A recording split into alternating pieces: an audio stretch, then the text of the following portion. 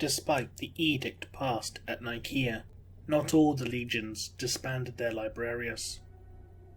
A few defied the Emperor in their own ways, most notably the Space Wolves, who claim that the power of their rune priests comes from the very homeworld of Fenris and not the warp, and the White Scars, who, due to their cultural ties to the homeworld of Jagoras and its people, kept their librarians, the Stormseers, in an active officer role.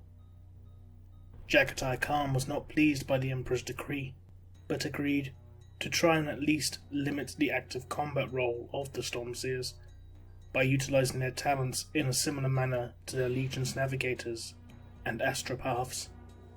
While en route to Terra, Fulgrim visited Conrad Kurz in his cell.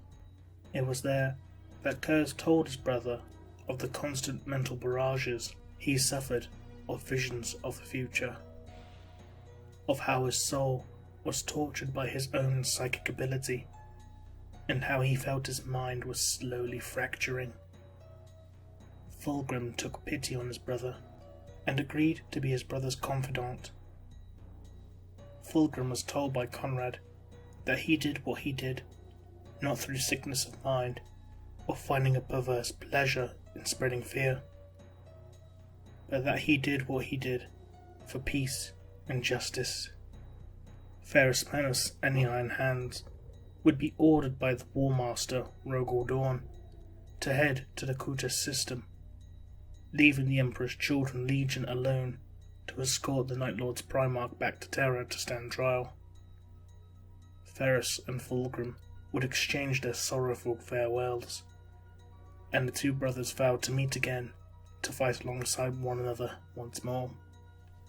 The Regent of Terra, Malkador, the Sigillite, had travelled to the world of the Wordbearer's latest compliance, Kerr, accompanied by the warriors of the Lunar Wolves Legion, a unit led by Captain Garviel Loken. The Primarch of the Wordbearers, Lorgar Aurelian, greeted the Regent of Terra warmly, like a man greeting a beloved uncle, in the capital city of Monarchia. Malkador spoke with a voice of sorrowful anger. The Emperor was unhappy with the slow speed of the Wordbearers bringing worlds to compliance.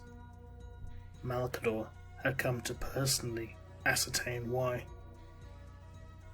Lorgar explained that the reason his legion was taking such a long time was due to him personally making sure that freshly compliant worlds were stable and self-sustaining, fully functional and accepting of the Emperor's divinity before moving on to the next world. Malkador was disappointed.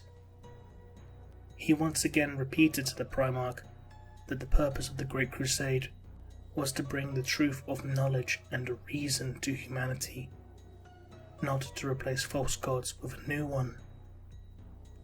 Lorgar argued that the Emperor, as an object of worship, would bring the people into line, a figurehead for humanity to gather around, to become stronger as a species, a society, and an imperium.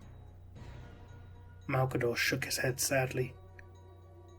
He warned the Primarch to tear down the churches and cathedrals erected in the name of the Emperor, for he would oppose such actions. Lorgar pleaded, but Malkador was set fast. He, however, agreed to not inform the Emperor of his son's actions, in return for the Wordbearers returning to the Great Crusade with righteous fervour.